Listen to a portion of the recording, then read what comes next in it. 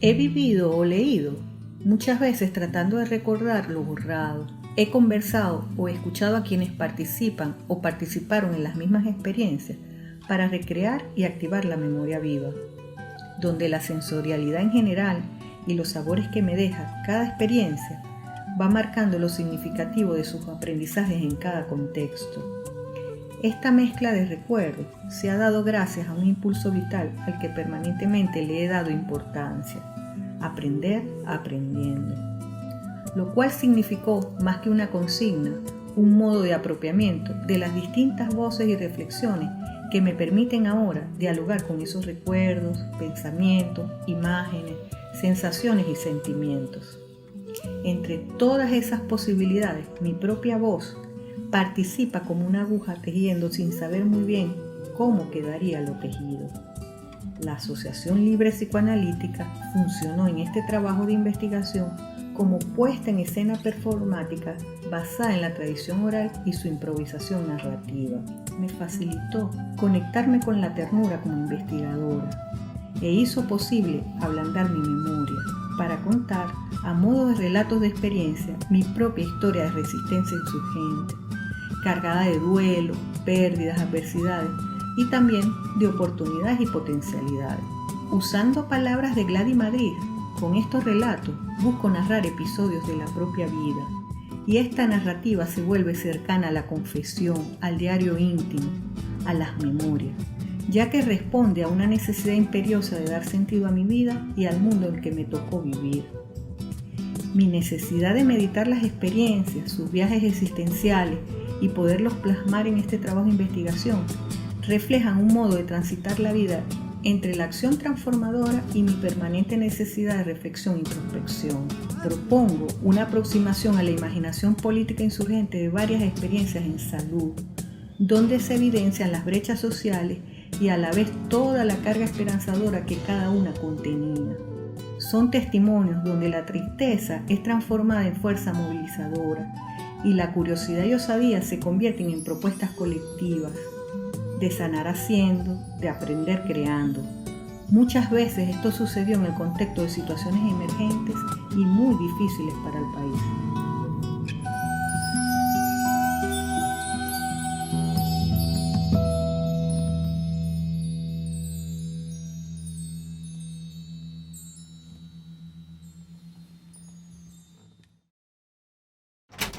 Desde la pluralidad de los cuerpos han sido construidas las múltiples opresiones del sistema patriarcal, del colonialismo, del racismo.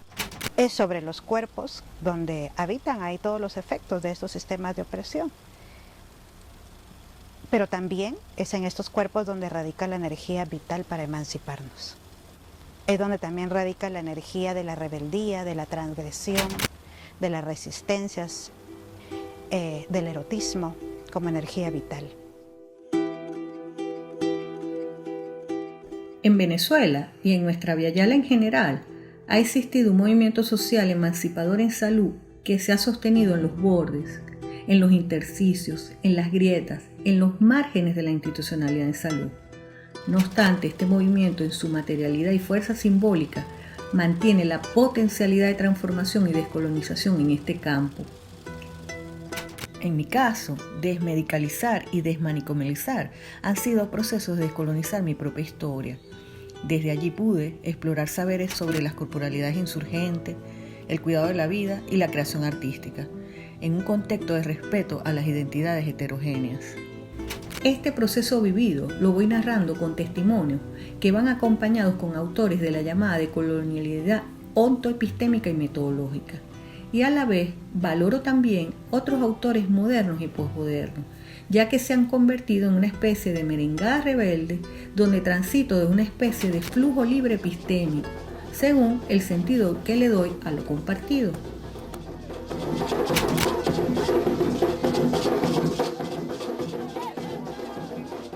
La especialización como práctica reflexionada. Han sido muchas las experiencias y muchos los colectivos en los que he participado. y de ellos se desprende una multiplicidad de prácticas sociales que a modo de rizoma especialmente conectan creación, educación y salud, quedando anidadas a la idea de transformación social. Estas expresan formas de afrontamiento social a las adversidades y que muchas veces han quedado minimizadas, invisibilizadas, inferiorizadas o desconocidas. Este trabajo recoge una ruta de investigación para reflexionar esas mismas experiencias y volverlas a habitar desde la memoria posible.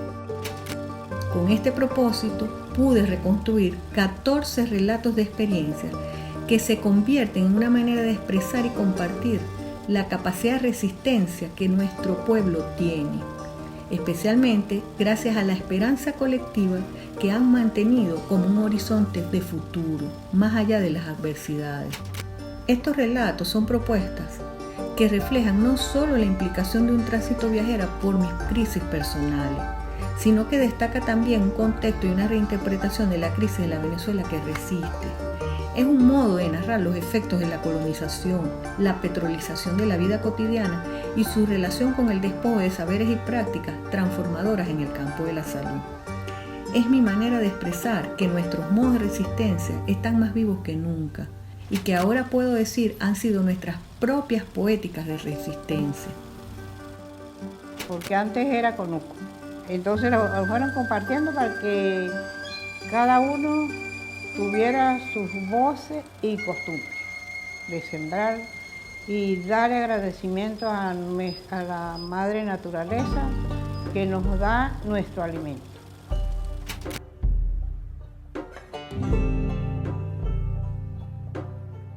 Esta experiencia de investigación está contextualizada en una lucha contrahegemónica frente a la dominación autoepistémica en salud, que se viene dando desde distintos frentes y fuentes.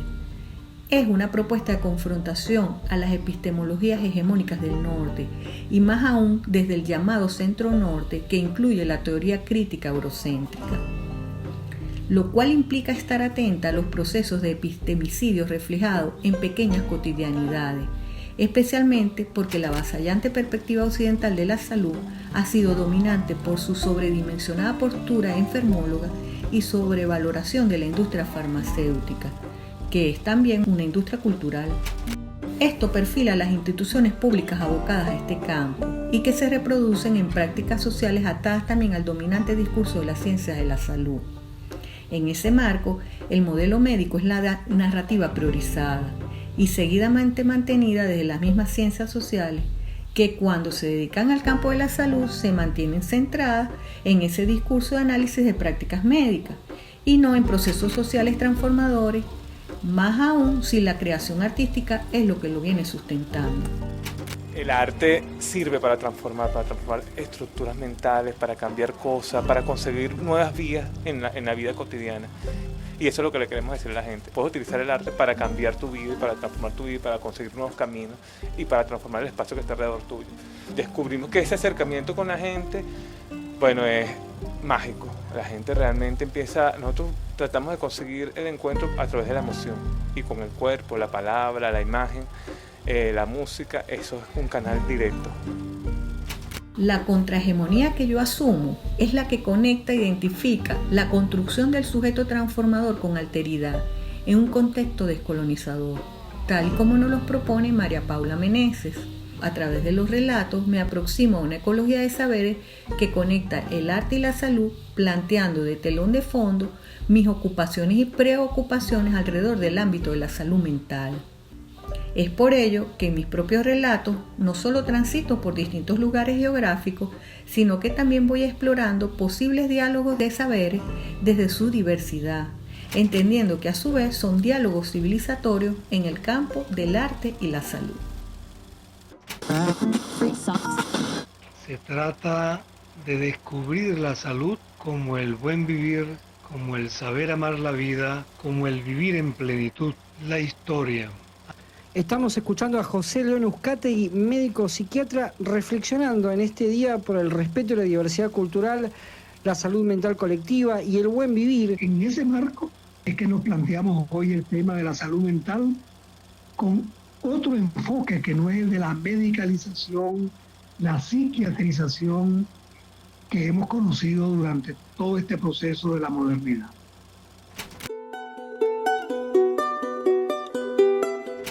Los relatos se convierten en una ruta, un camino, una manera de transitar por una ecología de saberes basada en distintas prácticas sociales que vinculan a la salud con el buen vivir. En los distintos recorridos por lugares de Venezuela, Caracas, Zulia, Lara, Vargas y Nueva Esparta, y también por lugares de Argentina, Buenos Aires, San Luis, Mendoza y San Marcos Sierra, pude ir identificando paso a paso que las artes, los saberes populares y la ciencia dan respuesta al complejo problema de la salud desde los conocimientos ubicados en contextos y destacando los acervos y potencialidades. Este entretejido no solo transforma la concepción mecanicista, medicalizada, fragmentada y disciplinaria de la salud como una herencia de los discursos occidentales y la modernidad, sino que también me abrió los caminos para la construcción de vínculos fraternos con esos distintos saberes y las personas involucradas en cada contexto. Mis relatos son una forma de acercarme a esa ecología de saberes desde lo anecdótico y desde lo reflexivo de mirar cada episodio como una potencia política de lo cotidiano, mezclando mi permanente necesidad de pensar, sentir y creer. Mi principal acercamiento a las artes lo hice desde la danza. Hablo, por un lado, de la danza tradicional venezolana y su sentido de danza ritual, y por el otro, de la danza terapia, que también tiene un sentido de ritual explorador de potencialidades. Encontré en ellas más coincidencias y menos diferencias, y al ubicarlas como experiencias de reproducción de la vida en contextos distintos, descubrí una esencia común. Expresar, vincular y sanar son parte de la totalidad de la vida en movimiento. Hablo del movimiento como metáfora de la existencia, a veces activa, a veces en quietud.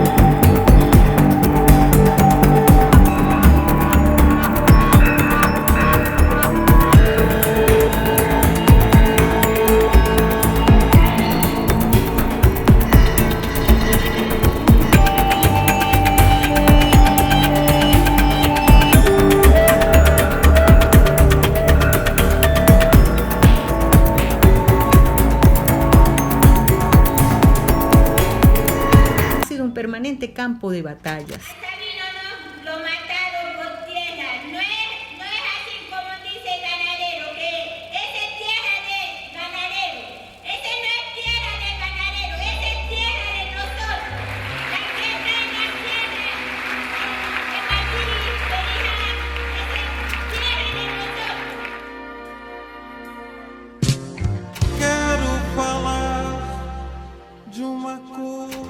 El andar entre pueblos y estudiar psicología inspiró mi participación con un grupo de amigas, algunas también integrantes de la Trapatiesta, en otra experiencia en la misma UCB. Esta fue la conformación y gestión colectiva de un proyecto donde vinculamos los saberes tradicionales y emergentes en alimentación y salud. Allí destacan Nayibe Navas, Adriana Mantilla e Irene Gil.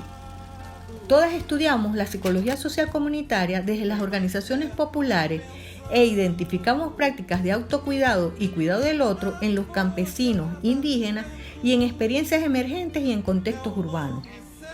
Esto motivó la creación colectiva de la cooperativa Caicachi, que significa sol y luna en la cultura wayú, con la que Nayibe y yo nos habíamos conectado por venir ambas del estado Zulia. Hicimos muchos vínculos con personas diversas. Nosotras aprendimos a reflexionar en el compartir cotidiano y le dimos mucha importancia a los trabajos y pensamientos críticos en salud en dos grandes temas: la relación con los modos de cultivo de alimentos y los patrones de consumo y el impacto en la soberanía alimentaria. El segundo tema, su impacto en la salud mental, como categoría que disociaba la mente del cuerpo y el espíritu de las prácticas culturales.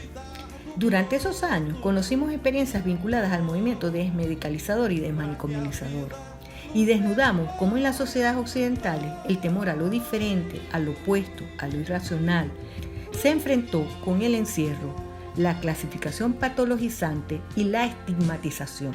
Mantuvimos durante ese tiempo una actitud de curiosidad e investigación permanente y nos gustaba aprender haciendo. Y el telón de fondo eran nuestras reflexiones entre interculturalidad y prácticas sociales en salud. Esto hizo que durante los años 1991 y 1994 me vinculase con la experiencia del Comité Popular de Salud de Villanueva en el estado Lara. Realicé con ello mi tesis para graduarme de psicóloga. Me doy cuenta ahora que intentaba desde la narrativa cercana al movimiento popular en salud advertir que nuestros saberes ancestrales resisten a pesar de la discriminación y exclusión en el sistema público de salud. La primera compañera que cae como víctima de la represión brutal del 27 de febrero. Recibimos la noticia de que Yulimar fue masacrada por un tiro de escopeta en la yugular en las instalaciones, en las inmediaciones de Parque Central. Es el alto costo de la vida, el pasaje, es la falta del aumento de salario, porque dijeron que era un 30% aumento de salario y es absolutamente incierto, porque lo que están aumentando es un 10%. Gracias doy a la desgracia y a la mano con puñal, porque me mató tan mal.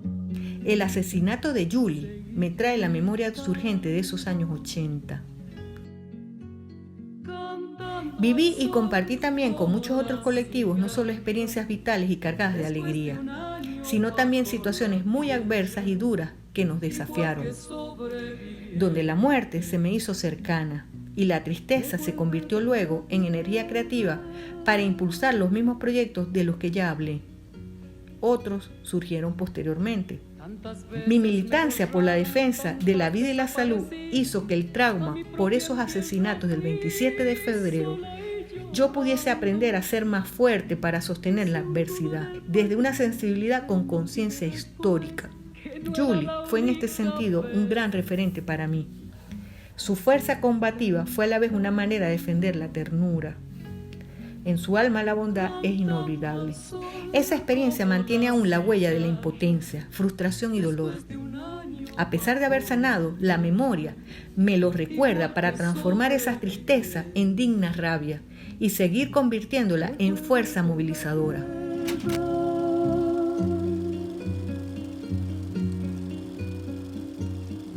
Tantas veces te mataron, tantas resucitarás, tantas noches pasarán. estás desesperando y a la hora del naufragio y la de la oscuridad alguien te rescatará para ir cantando, cantando al sol como la cigarra después de un año bajo la tierra, igual que sobreviviente que vuelve de la guerra.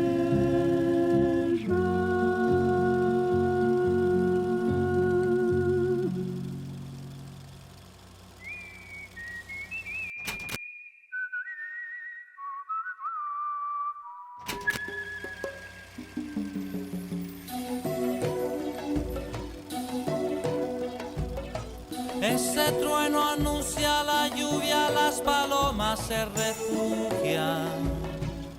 Estas experiencias, a pesar de los años, por su inmensa carga emocional, aún siento que voy reparando.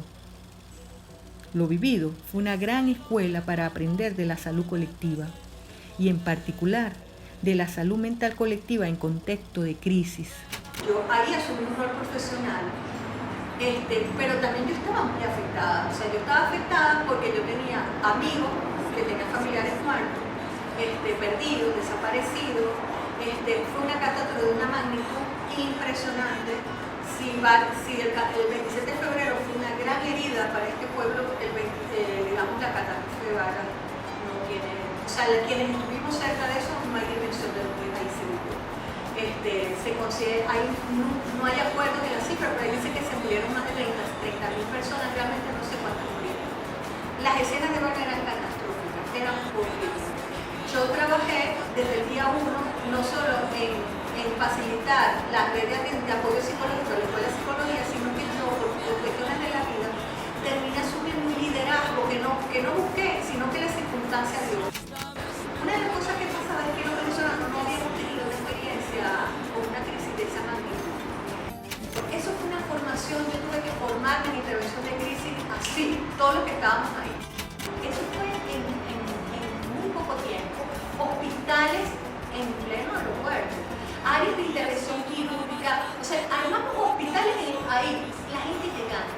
Bueno, eso fue una historia muy fuerte, no quiero dar detalles porque la angustia también me conecta con estas cosas que de verdad detalles. La información había sido de salud comunitaria y yo tenía toda digamos, ese sostén que me había dado la UCB en esa formación. Y una de las cosas que sí yo veía es que estaban en pugna, había una tensión, que yo digo autosistémica, en la intervención en crisis. Porque había una tendencia a tratar, digamos, a los damnificados, a las personas que estaban en esa situación de crisis, a relacionarse como cosificadamente. De las acciones que se tomaron era montar a la gente en autobús y sacarlo a cualquier parte del país. La gente a veces se montaba y no sabía para dónde ir. Había una tensión en la toma de decisiones. Una que cosificaba la relación de atención y respuesta rápida, y otra que pensaba un poco más estructuralmente en la respuesta. Mi papel fue un poco liderizar muchas colectivos. O sea, yo conecté a la Escuela de Psicología con el Fondo de Fortalecimiento. Fui como una gran articuladora, porque además no había muchos psicólogos en Vargas y muchos estaban damnificados. Y esa concepción de red de apoyo planteaba no la relación objetivadora de esas personas, sino una visión más dignificadora de las personas. No asumiendo, nosotros decíamos, por ejemplo, no se puede tratar a la gente como que perdió la casa y ya, vete para allá, para la casa para portuguesa, vete para acá. O sea, nosotros hablamos del duelo cultural, entonces la gente de Vargas tiene un gran arraigo por su territorio, tiene una gran relación afectiva, o sea, simbólica. La gente de Vargas no son cosas que tú sacas y pones en cualquier otro lugar. Mandas para allá y sientes que tienes resuelto el problema. Dicen, no, el problema no es la vivienda, el problema es el conjunto de necesidades.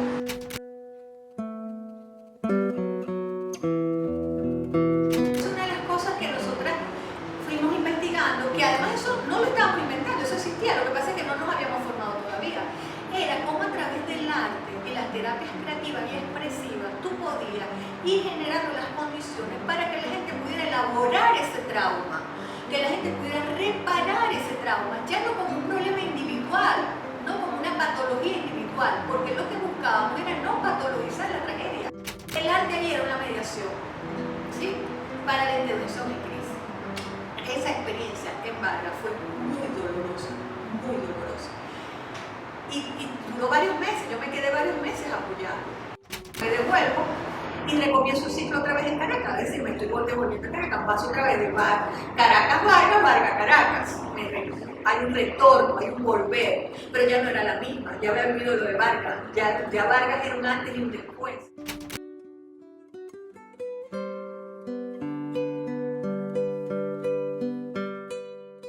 Todas las experiencias que he relatado me conectaron con fortalezas y potencialidades.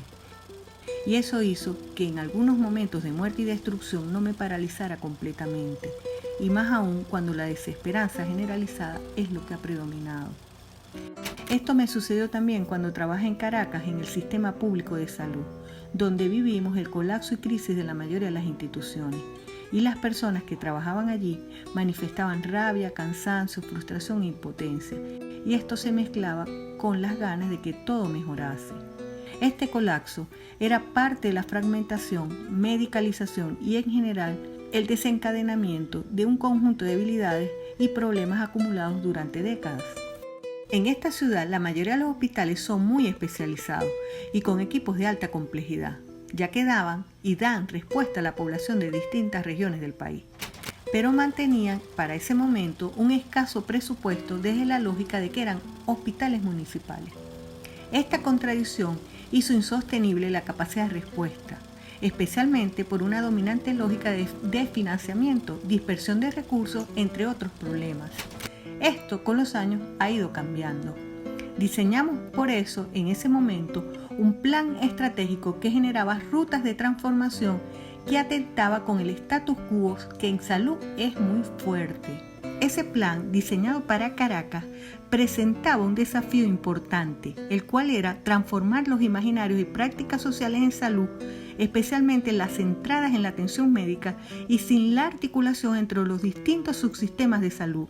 Nosotras y nosotros habíamos logrado convencer a las personas de la necesidad de transformar el sistema público de salud de una manera colectiva y con una alta participación de los trabajadores y las trabajadoras de la red de servicios y también de la sociedad caraqueña en general. Eso era y es muy amenazante, especialmente porque estábamos vinculadas a la narrativa de la salud colectiva y habíamos logrado levantar la utopía. Pensemos que la industria vinculada a la salud es muy poderosa. Sus negocios y tentáculos mercantilistas no le interesa que el sistema público pudiese funcionar bien. Durante esos años, la pugna entre la salud como derecho y la salud como negocio estaba más pulsante que nunca. En nuestra propuesta, la salud es evidentemente un derecho y eso es una gran motivación para nosotras, ya que hemos participado en la Asociación Latinoamericana de Medicina Social y con esa organización estábamos logrando un importante liderazgo y movilización social en la mayoría de los países de Latinoamérica.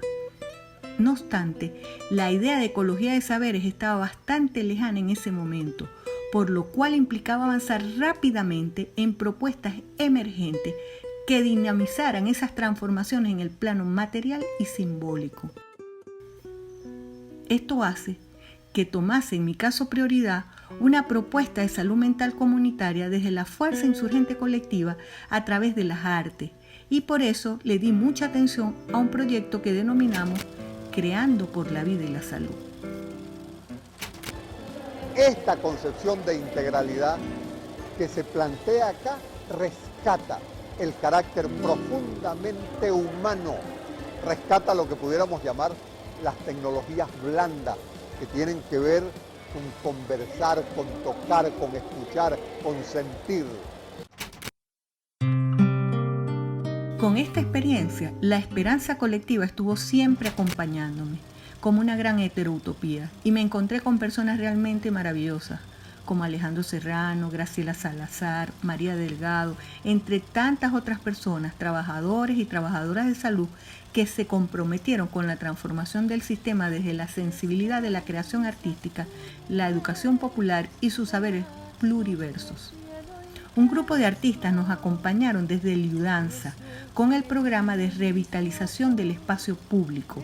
También la Galería de Arte Nacional, el Plan Nacional de Lectura, entre tantas otras instituciones que participaron dentro de esta red de apoyo y contención. Fueron muchísimas las agrupaciones y sus propuestas creativas. El derecho a la diversidad y la ternura nos motivaba constantemente, especialmente desde el punto de vista comunicativo, dando espacio a lo innombrable, a lo íntimo, que genera esos instantes de sorpresa y maravilla que logra el arte en las redes de servicios de salud, especialmente en los hospitales, donde la patología, el dolor y la enfermedad puede por momentos convertirse en esperanza, sonrisas y complicidad. El arte y los procesos creadores aparecen aquí como un puente de comunicación con los otros y un vínculo con y para desde lo diverso. Es por esto que la mirada de fuerza creativa del pueblo se vuelve práctica contrahegemónica en los detalles. Rivera Cosicanqui nos dice que el hacer descolonial es una vocación decolonial y que se despliega mediante 3 acciones huellas: contemplar, conversar y reflexionar. Y yo le agregaría creando y creyendo como ruta de aprender aprendiendo. Esto requiere lo que Ninosca Faría llama una autorreflexión crítica para producir desde su matriz simbólica una alternativa al sistema dominante, sirviendo de innovación creativa a partir de mi propio acervo histórico-cultural, es decir, un concebirse a sí mismo para no ser concebido por otro y un actuar desde sí para no ser presa de la acción de otro. Tiempo de esperanza.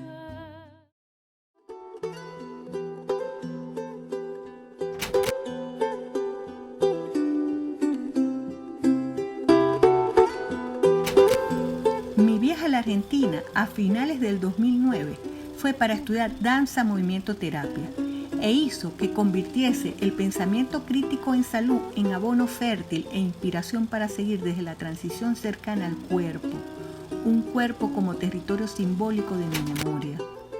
Viví muchas experiencias de una diversidad de narrativas y donde todas vinculaban a la salud desde una huella corporalizada. Nuestro cuerpo biológico, físico, sí se beneficia, pero nosotros estamos hablando de un cuerpo simbólico, y es un cuerpo que guarda estrés, que guarda tensiones, que guarda dolor, que genera corazas. Lo que buscamos es salirnos de ese caparazón. El cuerpo territorio memoria se convierte así desde lo pedagógico y terapéutico en una instancia de mediación e integración en esta ecología de saberes, ya que, como dice Jung, si podemos reconciliarnos a nosotros mismos con la misteriosa verdad de que el espíritu es la vida del cuerpo contemplada desde adentro y el cuerpo es la manifestación externa de la vida del espíritu, siendo así los dos realmente uno, entonces podremos comprender por qué la lucha por trascender el nivel de conciencia actual debe dar al cuerpo su lugar.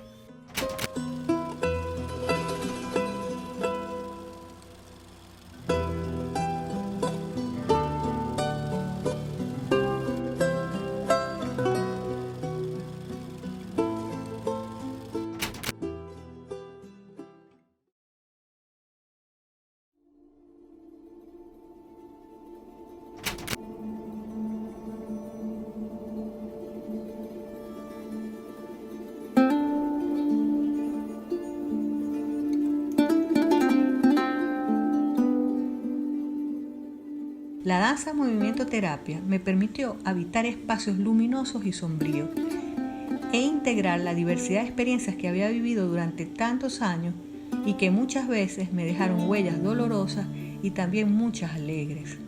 Fue una vivencia renovadora y vital.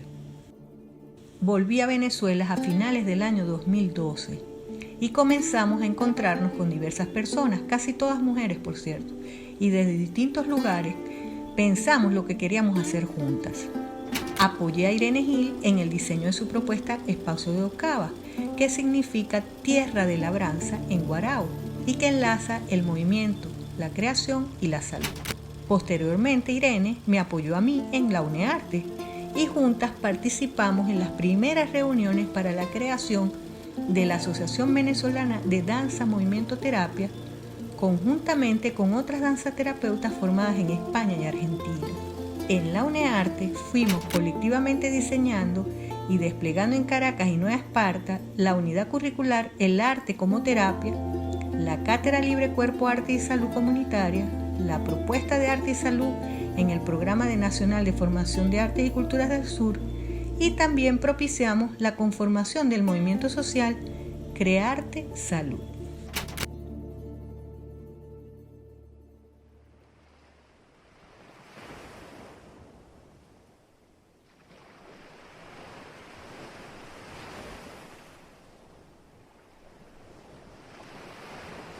Fui a la isla buscando tranquilidad y contacto con el mar. Y también fui como asesora del Ministerio del Poder Popular para la Salud con el apoyo que me brindó Luisana Melo, Bexalí López y Federico Melo. Fui con la idea de incentivar el proyecto Arte y Cultura en el Sistema Público Nacional de Salud. Y nos encontramos con personas muy comprometidas con la salud colectiva y a su vez nos vinculamos con un grupo que socializa la importancia de las terapias integrativas basadas en el uso terapéutico de la naturaleza, especialmente del poder sanador del mar.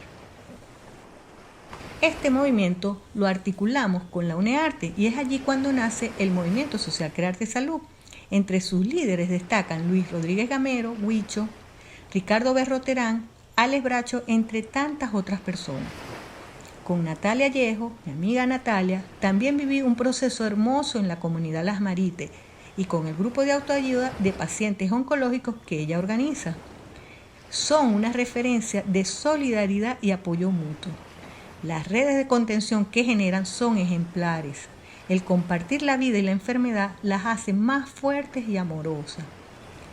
Simultáneamente activé la unidad curricular El Arte como Terapia y la Cátedra Libre en la sede del Valle. Todas estas complementaban mis aprendizajes en el campo del arte y la salud en contextos diversos, algunos más ligados al trabajo comunitario y otros más ligados al campo terapéutico. Con este recorrido volví a Caracas para apoyar el inicio de la primera corte de la especialización en arte y salud. Hemos logrado, en medio de la crisis venezolana, crear juntas un espacio de contención y creación de esperanzas cotidianas, valorando la ofrenda de cada uno. Lo que hemos hecho tiene la huella de la sororidad, la valoración de nuestra naturaleza, del arrojo existencial corporalizado y su conexión con el pensamiento mágico y metafórico de los saberes ancestrales.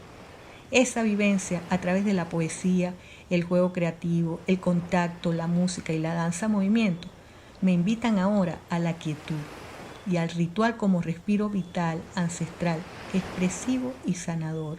Esa combinación no niega mi respeto por la ciencia. Eso sí, no desde su hegemonía, sino más bien desde la ecología de saberes. Nuestra propuesta es apenas el inicio de una ruta de fortalecimiento de prácticas que en su expansión puede apoyar a nuestros pueblos a sostener la adversidad, más aún ahora cuando la pandemia pone en evidencia que sin salud es muy difícil el buen vivir.